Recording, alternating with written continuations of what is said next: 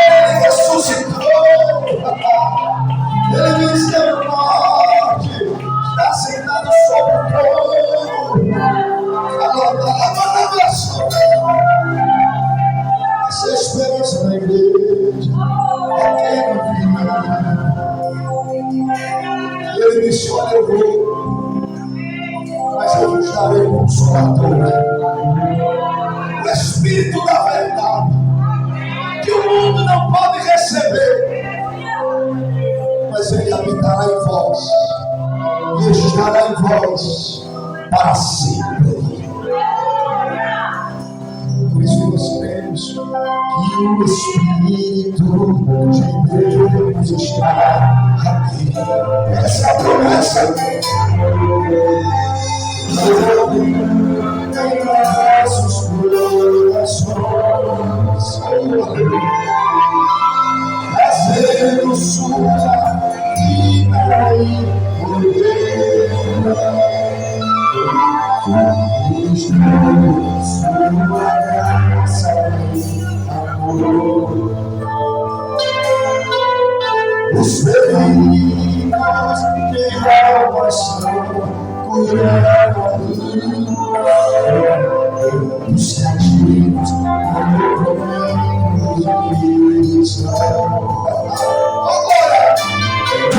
os enfermos e doentes sanados, os Espíritos de Deus. Eu creio que o Espírito está. O Espírito de Deus. O que Deus está fazendo? Uma vida.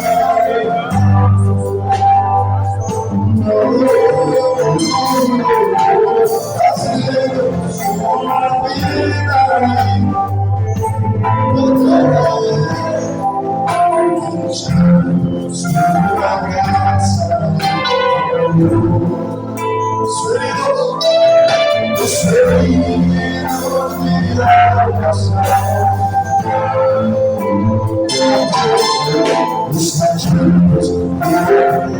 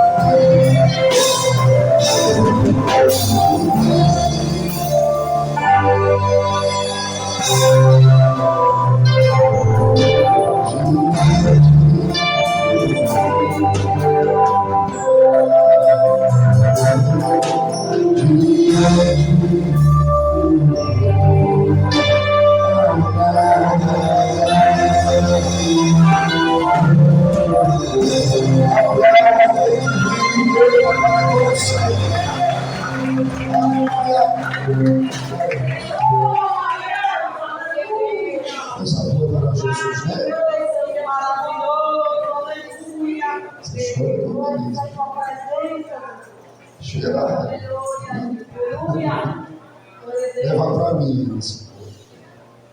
Queridos, eu não vou lhe pedir para nesse momento abrir a sua Bíblia no texto, certo? Nós vamos começar a conversar sobre um eixo temático e já vou te pedir para abrir a Bíblia no texto, não somente em um, mas em alguns textos. Eu vou precisar do seu altruísmo para ser pioneiro na leitura de algum destes muitos textos. Amém? Hoje nós vamos falar sobre uma esperança. E que, embora tantas vezes essa esperança esteja apontada na volta de Cristo, ela teve o seu start ainda na sua primeira vinda. Então nós não podemos falar de um Jesus que vai voltar no que diz respeito a uma segunda vinda, sem que antes tenhamos no nosso coração a certeza de que um dia ele veio, ele esteve entre nós, segundo o Evangelho Joanino, o Verbo, o Logos, não somente que estava com Deus, mas que era o próprio Deus, e este Verbo, sendo Deus, manifestou-se em carne e habitou entre nós.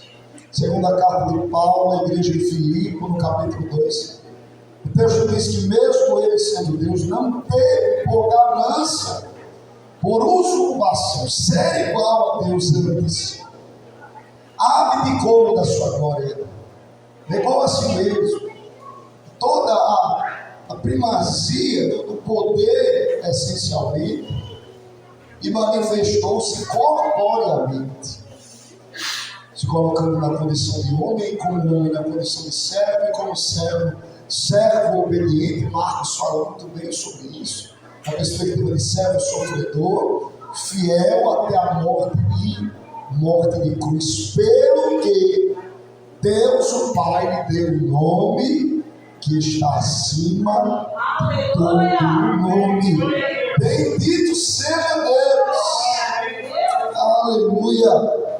Queridos, as melhores notícias que o mundo pôde ouvir não veio pelo The New York Times, né?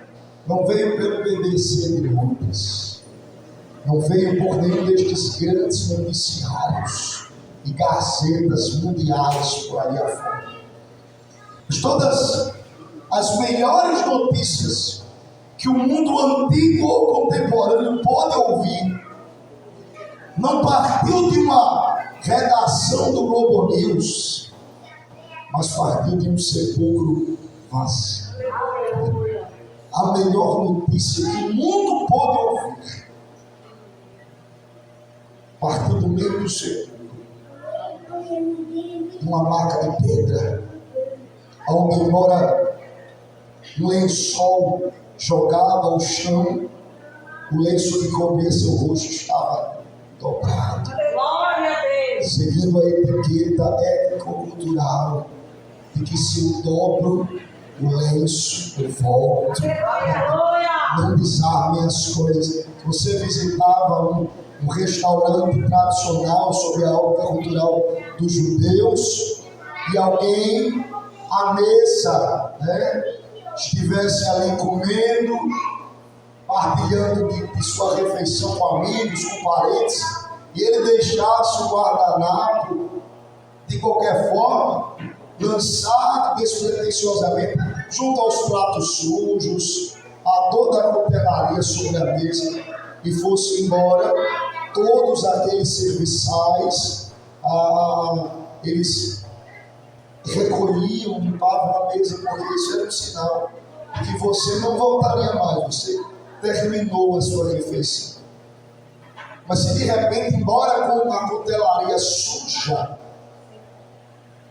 o guardanapo estivesse dobrado sobre a mesa, marcando o lugar de quem saiu, isso era um sinal de etiqueta, de que aquele alguém, embora ausente temporariamente daquela mesa, ele voltaria para terminar o que havia começado. E Jesus tão fino, ele fez isso deixando o lenço dobrado na cabeceira lá de onde estava deitado o seu corpo, e este era um sinal, uma linguagem de reino, que só quem era do reino entendia que, embora o sepulcro estivesse vazio, além da promessa de que eu vou preparar um lugar que ainda não tinha sido dita, havia um sentimento, uma esperança de que aquele não era o fim, que o seu templo fosse derrubado em um dia, em 3 dias.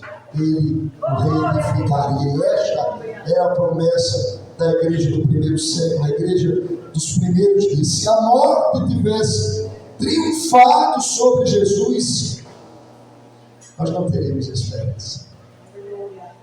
Belsazar, na historicidade canônica, ele pensava que era forte, a morte venceu.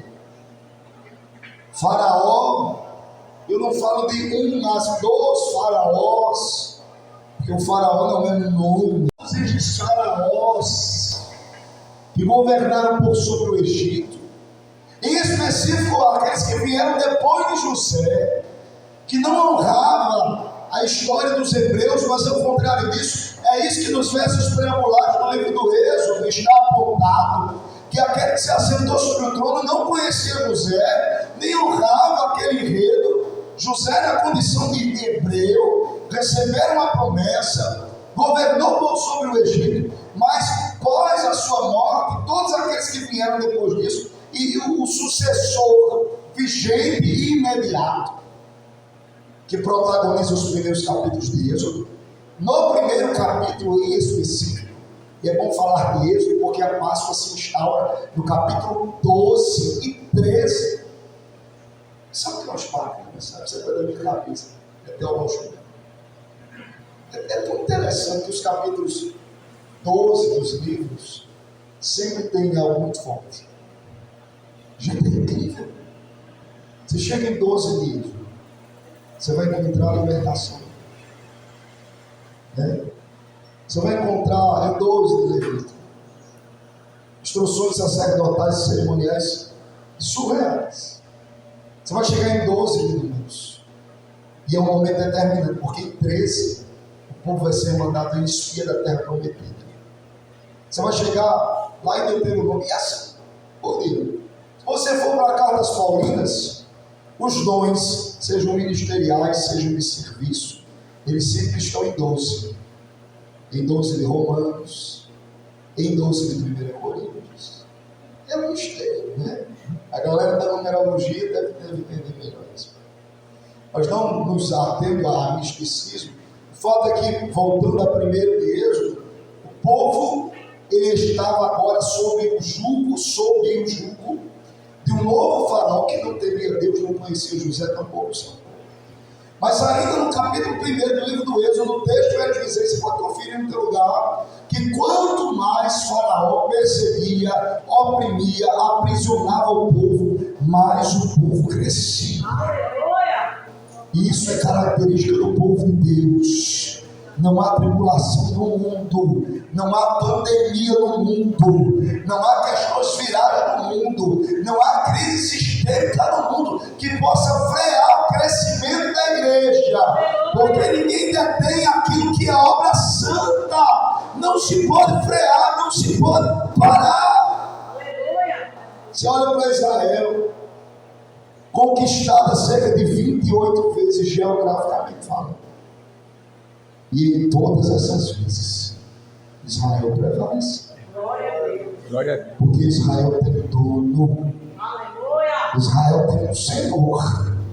Israel não está avulsa no mapa mundo, não, na ponta. Existe alguém que responde por Israel. Que chamou a Israel, que comprou a Israel. E deixe-me entristecer, você não é o Israel de Deus. O Israel de Deus é aquele é o Israel de Deus. Você se contente em ser outra coisa. Aquela fala de menino dos olhos de Deus, não é você, é Israel. Você é mais do que isso, você é noiva do corpo. Eles são meninos dos olhos de Deus, nós somos a noiva do cordeiro. Nós não cremos na teologia da substituição, que os nossos irmãos presbiterianos creem assim, que a igreja se sobrepõe a Israel, porque ele veio para os seus, e os seus não receberam, rejeitaram, e é por isso que ele levanta a igreja para substituir o povo da rejeição. E isso é, pelo amor de Deus, não vai brigar com os presbiterianos, mas isso não é verdade. Nós não cremos assim. A missão evangélica pentecostal do Brasil, segundo a palavra, nós não cremos assim. Nós cremos que Israel tem o seu valor e Deus, o seu remidor, o levantará no tempo oportuno, porque messiânico e profeticamente, escatologicamente, o Senhor declara: quando o meu povo clamar a mim, eu os resgatarei do meio dos chacais. A igreja está aqui com outro papel, com a outra missão, ocupando outro lugar e outro. O próprio Jesus declara em paráfrase e em parábola que sempre há lugar na mesa. Israel estará sentado à mesa, Mãe Luiz estará sentada à mesa, Quintas estará sentada à mesa, a igreja do Senhor do mundo estará sentada à mesa. Hoje pela manhã aqui, mas brevemente será na ceia junto ao Cordeiro na eternidade. Essa é a nossa esperança. Essa é a nossa esperança. Se ele não tivesse vencido a morte, que esperança teríamos? A ressurreição de Cristo é a pedra de esquina da nossa fé, o alicerce da nossa esperança, a garantia absoluta de que caminhamos para um glorioso amanhecer. A morte não pôde vencer ao nosso Jesus recebido, lançado lá em 1999 por Cassiane, foi ontem. Aquele CD, olha, aquele CD não se tira nada. Quem conhece esse CD, olha, esse CD não tira nada. Cassiane ali estava mergulhando no azeite.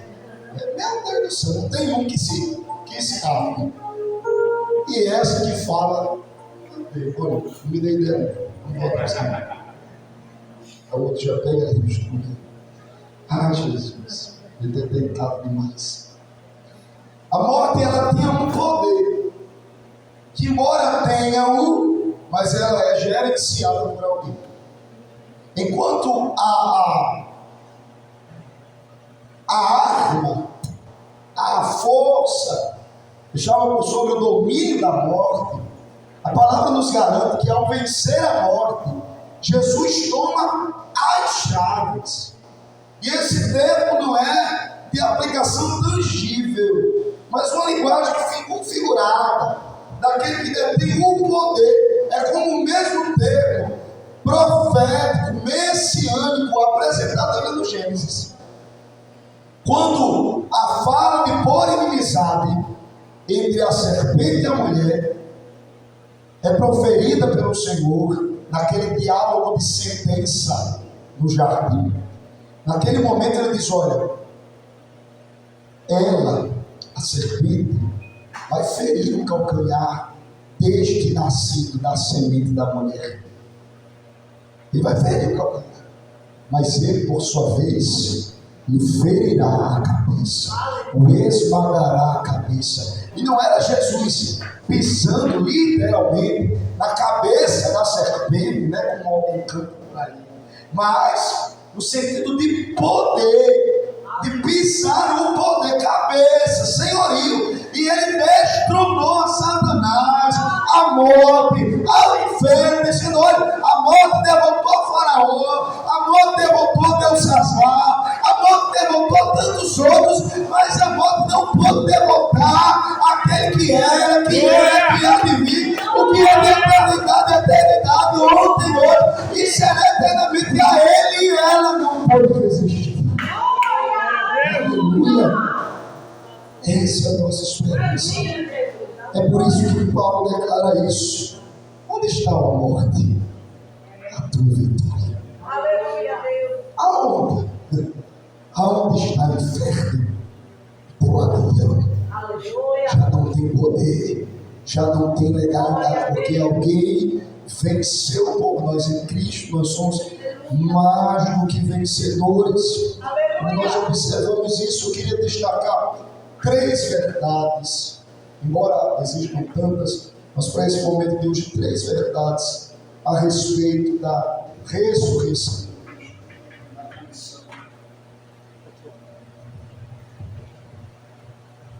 Na condição de esperança da igreja.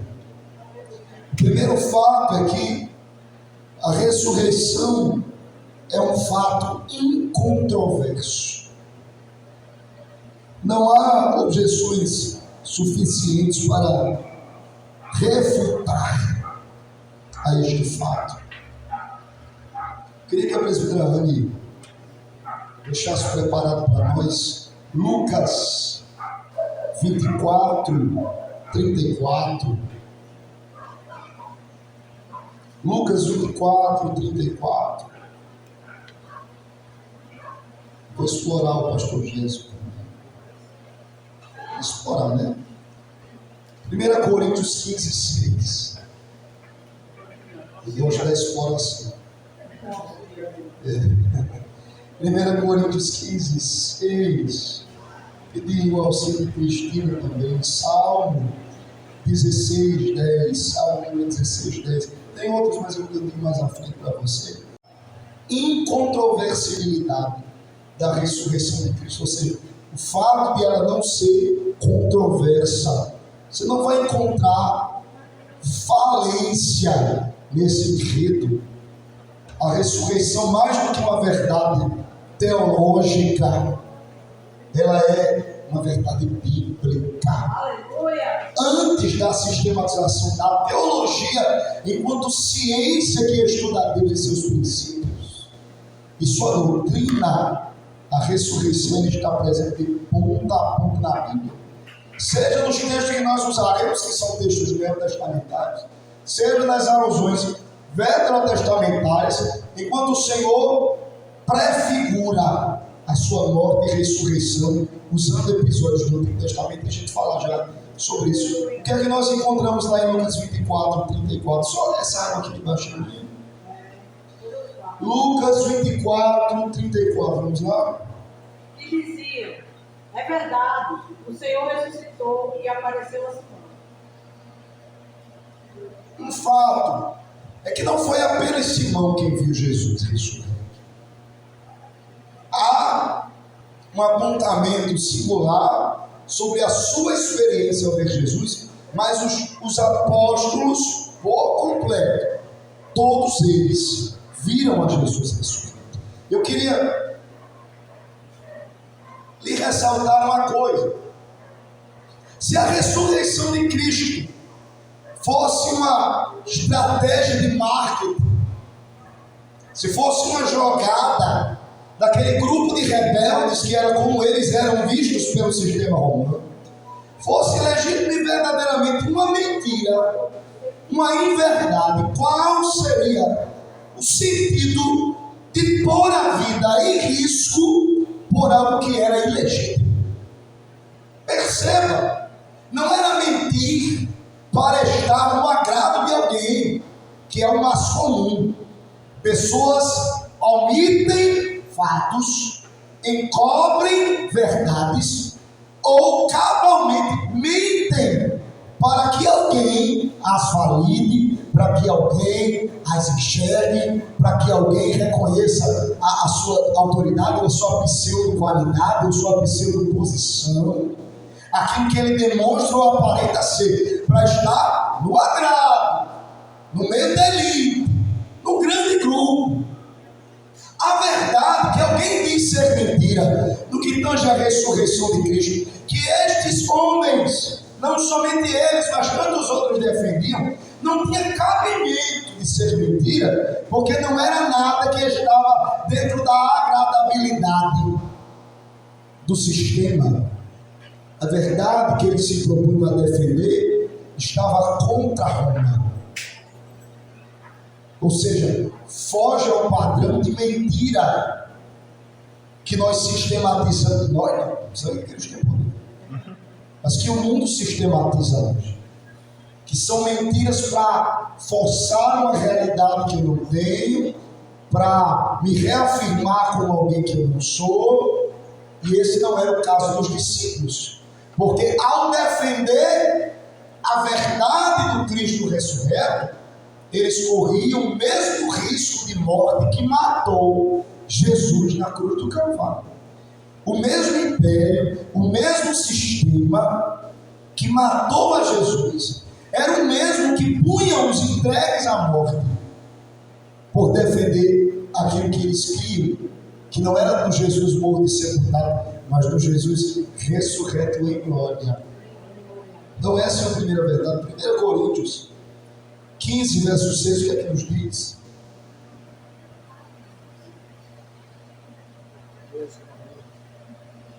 Depois foi visto uma vez por mais de 500 irmãos, os quais vive ainda a maior parte, mas alguns já dormem também. Mais de quantos? 500. A igreja ouviu isso? Mais de 500.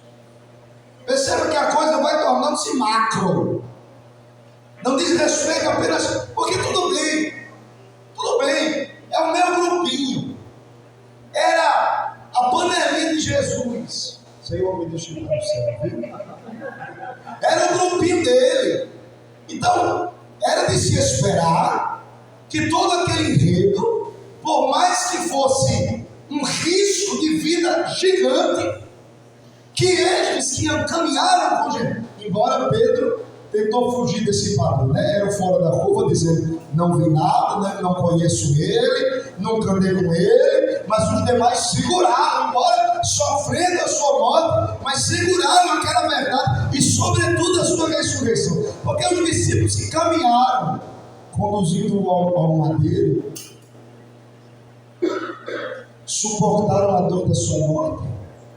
Se eu conheço alguém com meses e morre, eu já me sinto mal. Quem dirá alguém com quem eu andei, comi, dormi, viajei, enfrentei desafios, vivenciei de forma intensa muitas coisas no ministério, durante 3 anos corridos, deixando pai, deixando mãe, deixando esposa, deixando filhos, deixando o meu ofício, meu trabalho, para seguir este camarada. A morte dele que não me traria senão dor, luto, e eles suportaram a toda essa barra pesada.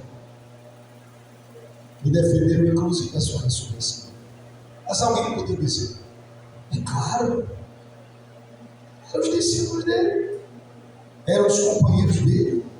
Aí o apóstolo Paulo, escrevendo a Coríntios, testifica esta verdade. E perceba que quando isso aconteceu, Paulo nem convertido era, mas ele testemunhou um enredo enredo de que ao menos 500 para mais, não só 12, e não só os que andaram com ele, mas um grande grupo testemunhou o Jesus que vivia, mesmo após a entrega do madeiro, o sepulcro, que posteriormente foi encontrado vazio, e eles de fato foram testemunhas ópticas desse Jesus ressurreto. O salmista, o Salmo de número 16, na altura do verso 10, nos traz uma verdade interessante também. Pois não deixarás a minha alma no inferno, nem permitirás que o teu santo veja a corrupção. Quem era esse santo? Jesus. Quem peca, quer a igreja romantizada ou não, vai para onde? Esse aqui é, né? Tem igrejas nossas que não querem mais falar sobre o inferno. Meu amor, o inferno existe. E se você não se ligar, é quente aqui na igreja, fique crente, viu? Fique bem crentinho, porque pior é o inferno, e é para todos sempre, viu? É a eternidade. Querido, a eternidade é para todos. Todos nós vamos viver a eternidade. Aleluia. Glória a Deus. Amém. Alguns com Deus, outros reticências, né? Outros sabem Deus aonde, mas você foi chamado para viver a eternidade. Perceba uma coisa, não somente o salmo que nós lemos, que é o número 16 do verso 10, mas tantos outros são proféticos, messiânicos. Tantas vezes o salmista falou em primeira pessoa, como quem sentia a dor do Messias, como quem participou do sacrifício do Messias. E olha que nós estamos falando de tempos, de gerações de diferença, até a manifestação do Verbo de Deus. E nesse momento é apontado a misericórdia do Pai, do Abba, para com o Filho, dizendo: você não vai deixar teu filho, teu santo, padecer no inferno. Porque sob a justiça de Deus, se não fosse por ordem de plano salvífico, e Jesus fosse um qualquer, sem missão, com pecados próprios, e nós sabemos que os pecados que estavam sobre o madeiro não eram de Jesus. Agora parece que a Rádio Nordeste fez uma seleção de louvores que falam sobre cruz, sobre madeiro, sobre calvário, sobre ressurreição. E um desses louvores no caminho dizia isso: por fora se via madeira. Isso, não cantei não, porque isso denunciava forte.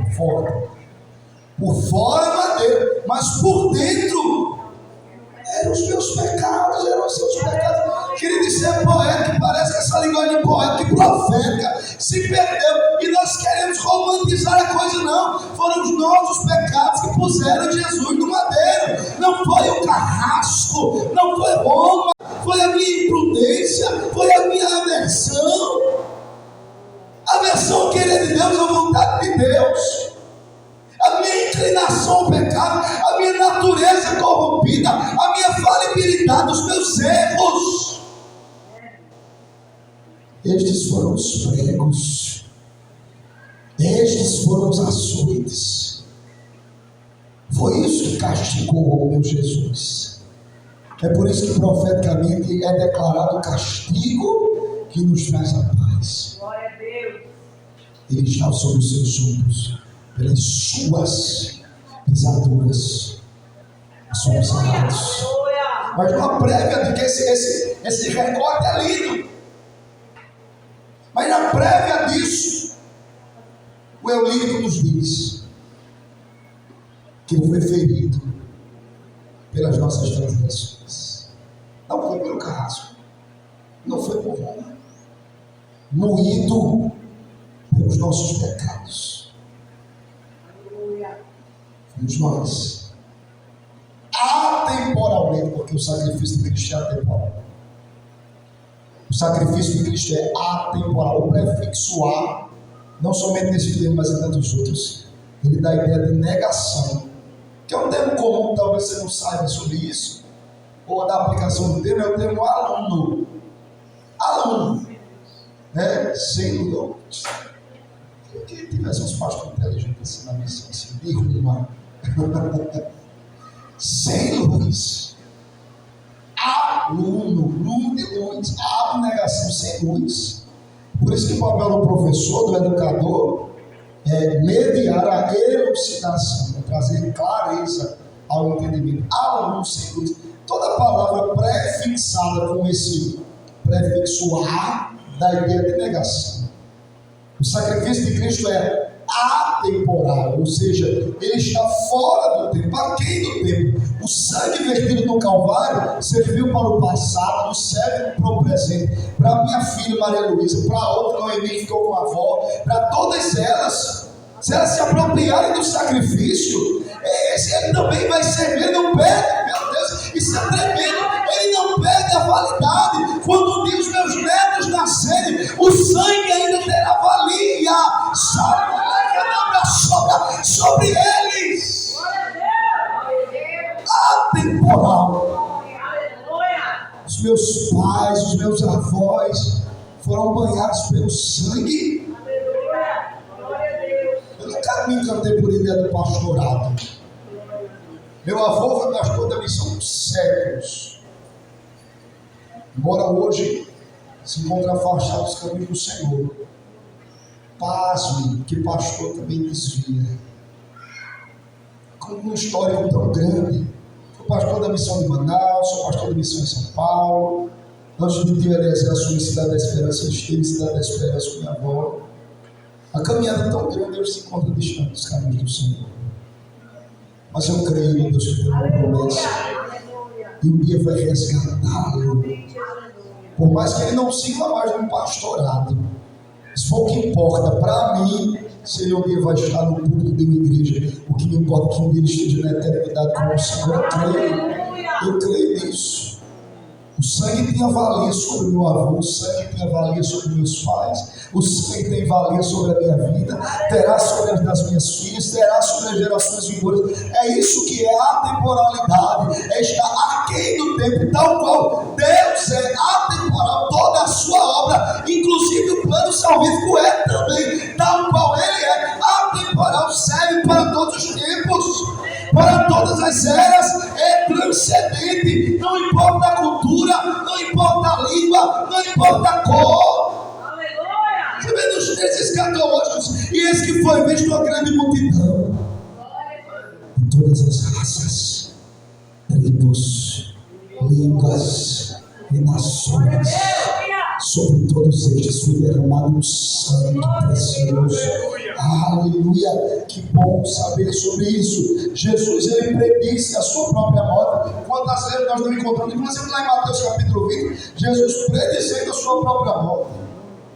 Ele não foi pego de surpresa lá no jardim do Getsemane, ou Getsemane, como que ele chamava.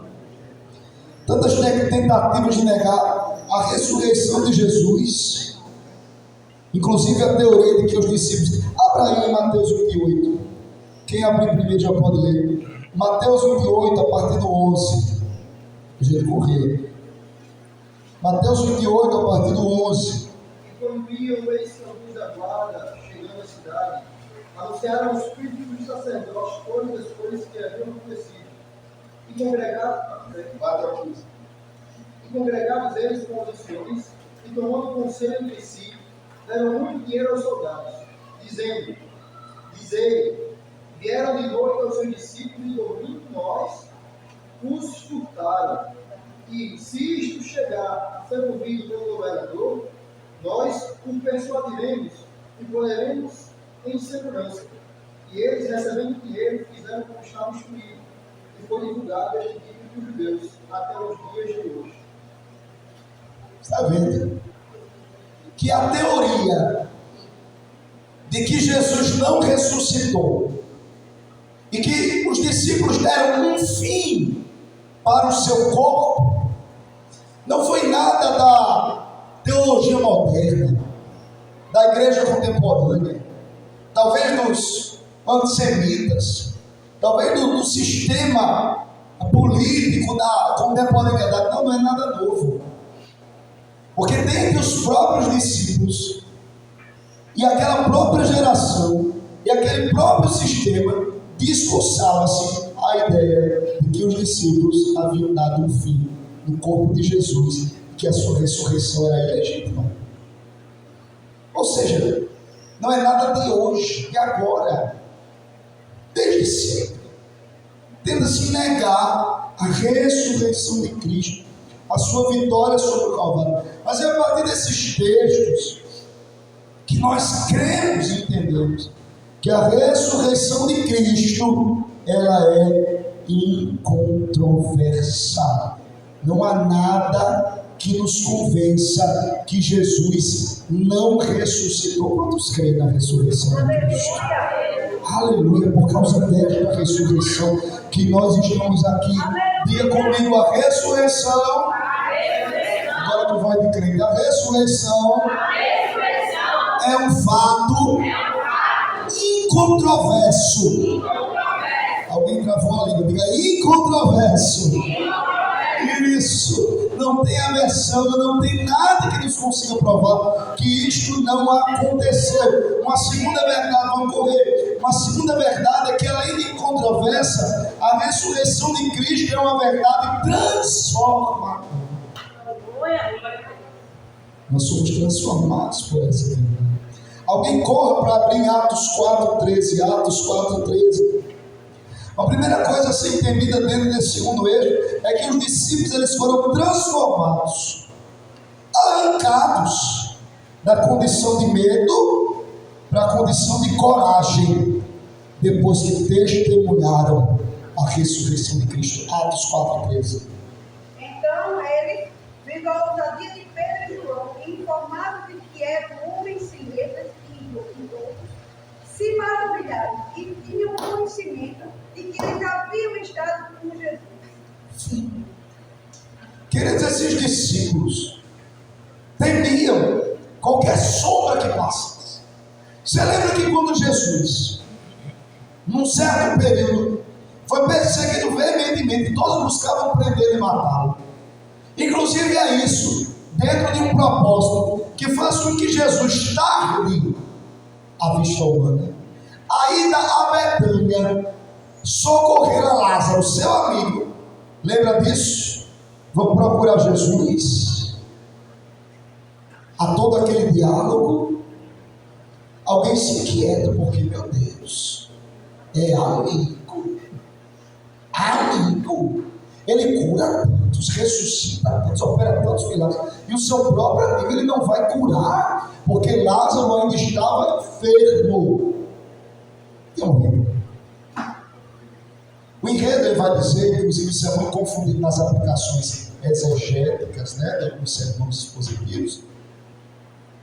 O texto vai dizer que Jesus chega lá, fazia quantos dias que Lázaro estava sepultado? Quantos? Sepultado. 4 dias. 4 dias. Não é isso que o texto diz? Ou heresia? Sepultado, mas morto. Quantos dias? O judeu que fez. Não crente. Deve que eu jogo um copo d'água desse aqui. 4 dias sepultado e morto. Porque o judeu velava ao menos 7 dias. Ao menos 7 dias. Velando para poder sepultar. Faziam 4 dias que ele estava sepultado, mas que ele morreu. Faziam dias. Sepultado a 4, velado a pelo menos uns 7, e o processo de embalsamo lá que demorava 1 dia 2, depois da morte. 7, 8, 9, 10, 11, 12. 13 dias. Bota aí quase uns 15. Bote uma média aí. Quem sabe hoje já deu, né? Isso é foda, né? Vai fazer isso aí pensando nisso, vou ter que estudar agora. E aí você vê todo esse tempo. Queridos, não havia esperança nenhuma. O fato é que eu não quero falar sobre a ressurreição de Lázaro, mas o fato de Jesus não poder sair durante o dia diurnamente, porque ele estava sendo perseguido. E os discípulos temiam a isso. Você lembra de Pedro? O mesmo Pedro mencionado lá em Atos, no texto que lemos, capítulo 2, não, 12 ainda vamos ler, capítulo 4, verso 13. Alguém já abriu no 12, por gentileza? O mesmo Pedro corajoso, audacioso, era o mesmo Pedro que estava dizendo quando estava às portas de Jerusalém: mestre, não vou te deixar entrar. Que era o que Pedro tinha? Medo que Jesus fosse morto. Queridos, Pedro ainda não tinha entendido a palavra do próprio Jesus em primeira pessoa, discussão acerca de si mesmo. Era que ele morreria, ele se entregaria, porque ele não poderia ser preso, capturado, ele se entregaria, mas que ele ressuscitaria. A promessa era de ressurreição, Mateus capítulo 20. A promessa era de ressurreição. Pedro ainda não creu nisto. Então qual era o medo de Pedro? Que Jesus morresse. Era um povo que andava literalmente pisando em ovos.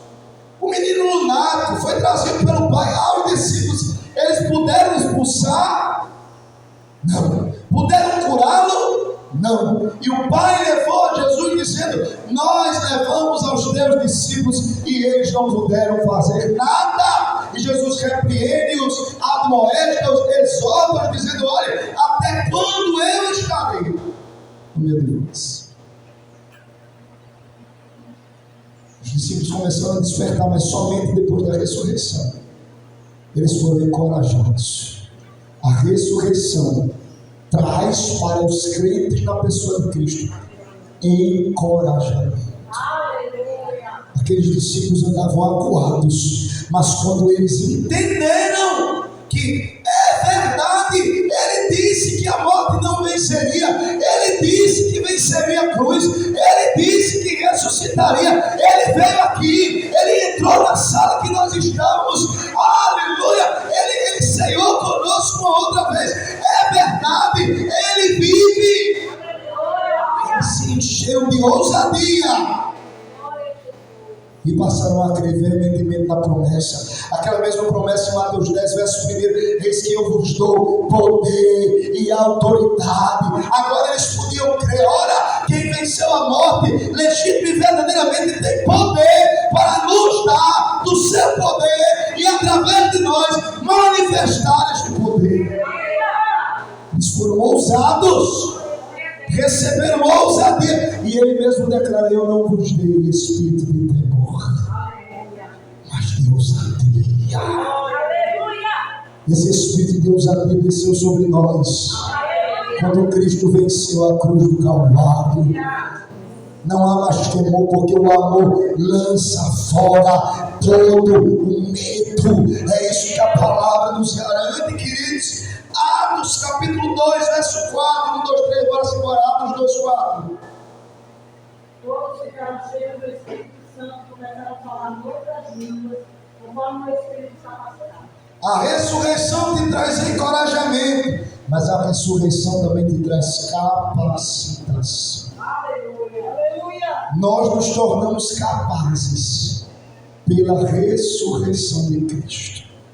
Nós recebemos as armas. Ele equipou os santos com a vitória da cruz.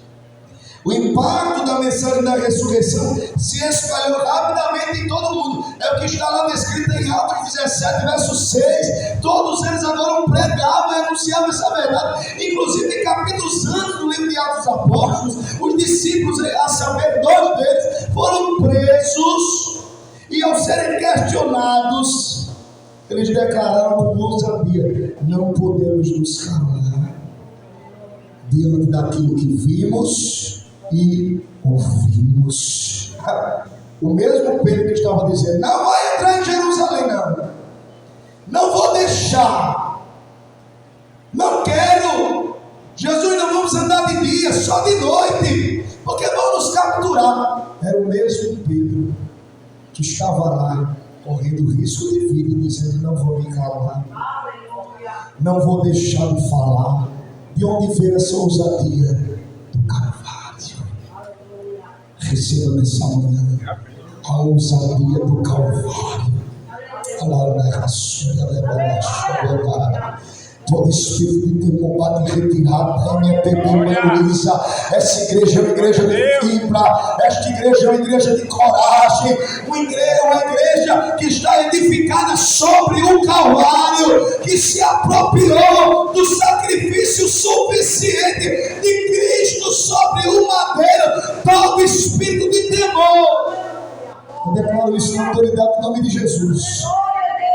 Todo espírito de temor não encontrará legalidade sobre esta igreja. Você recebe essa palavra. Toda covardia bate retirada desta igreja. Receba do Senhor espírito de ousadia. Receba do Senhor encorajamento. É isso que a ressurreição nos garante. Aleluia! Como diz o corinho antigo, né? Teu sangue nos garante a vitória, Jesus. Não é? Esse sangue nos garante a vitória. A última coisa, para hoje, que você vai estudar na tua Bíblia, tem muita coisa, é que a ressurreição de Cristo, além de ser um fato controverso, a ressurreição de Cristo, além de ser uma verdade transformadora, a ressurreição de Cristo é a nossa verdadeira esperança. E esse era o eixo temático dessa manhã. Ressurreição. A esperança.